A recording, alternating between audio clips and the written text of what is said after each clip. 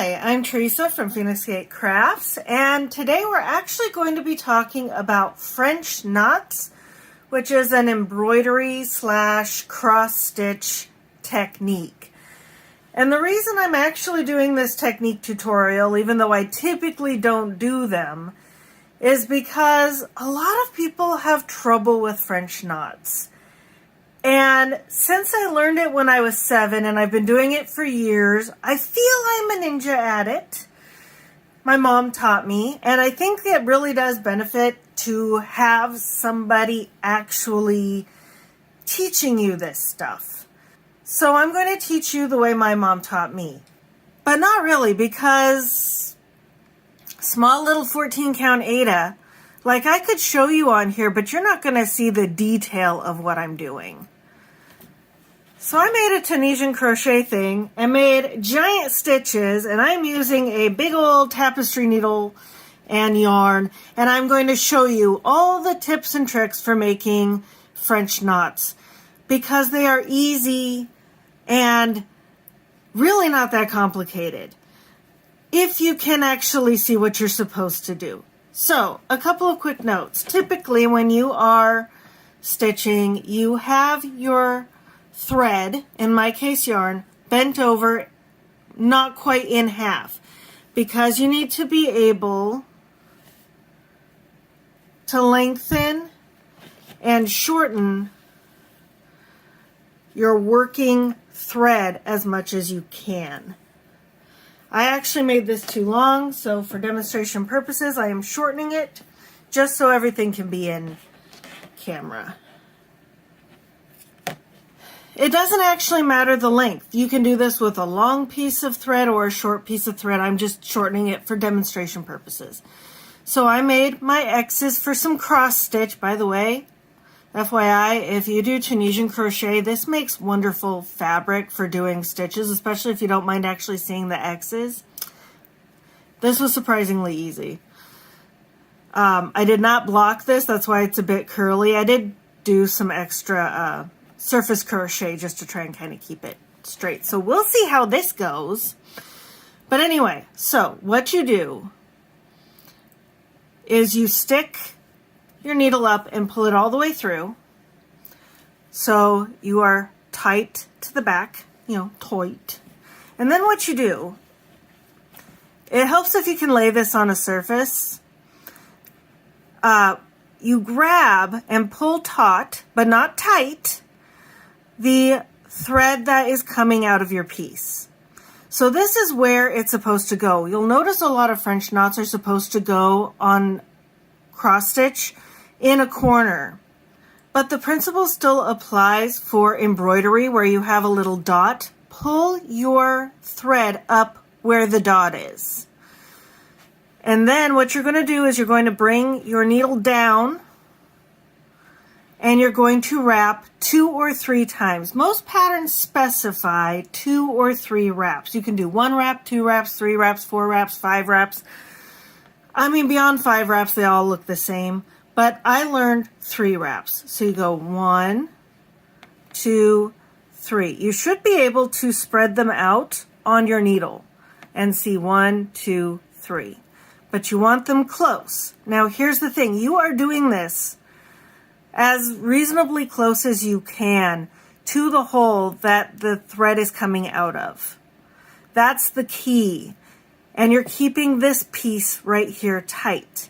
And now, you're not going back where you came out. You are going slightly above it. You're going to grab a thread and put it slightly different. Now, it's really big on here.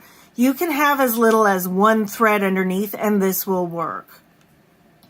Now, hold your working yarn. I call this the big loop because it makes a big loop. And that will keep the rest of this from tangling. And then you pull all the way through. Go slowly so nothing tangles. And then you let it go. And there is your French knot. Don't pull too tight. You want the knot to be a little loose because it's decorative. It's supposed to create a little texture. And now let's do it again. Pull it up, pull it taut, bring it over, bring it taut again, go down and loop, loop, loop, or however many loops you need, and push it back in slightly above where it's coming out. Now I'm doing it big on this one. You wouldn't be so big on your actual piece. And try not to get caught and pull it all the way through your yarn. The joy of yarn. How the heck? Now, mine wound up on the back. Here's the cool thing. Pull it through anyway, and then just yank it back. There you go. You've still got a French knot, even though it is a little bit tighter. Ah, here we go. Ta-da! It still works. Just kind of make sure your knot loops are all together. Because essentially what you're doing with a French knot is you are creating twists. That's all this is. If we dissected this and pulled it apart, this is just 3 twists around the thread that is going through. But we can't do that on the thread. We have to do that on the needles. So remember, pull taut, around. Let's just do 4 loops this time. Don't go too tight. That's what my problem was the last time. I went too tight. I also went split a thread. I split the yarn.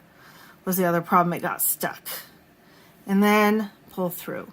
More loops means a bigger French knot. Fewer loops means a smaller French knot. Pulling too tight will also lead to a smaller French knot.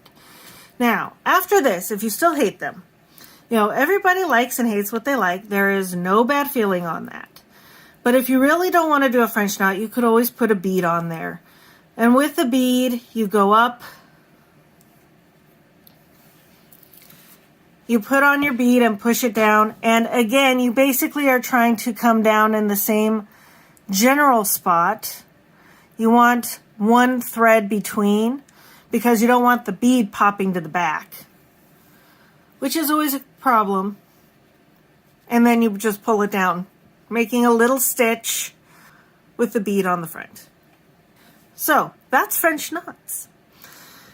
Let me know if you're interested in more cross-stitch stuff. I've actually got a few cross-stitch videos planned. One all about floss, one all about fabric, and one all about cross-stitch processes, like how you actually fill in the picture you are making, the process of doing that. So stay tuned. They're not all coming out right away.